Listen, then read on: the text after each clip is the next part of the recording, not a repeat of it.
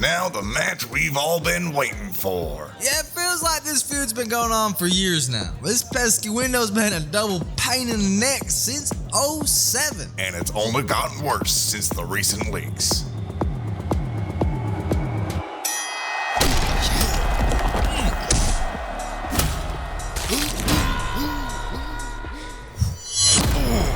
That has got to hurt. He's giving it everything he's got. I mean, here's a guy trying to put his energy bills to sleep. Not if he gets put to sleep first.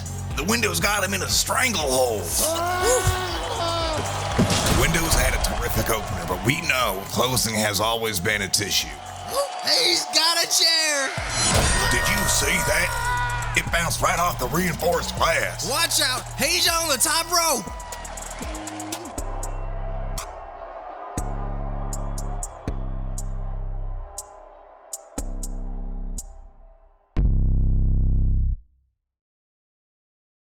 Stop wrestling with your old windows.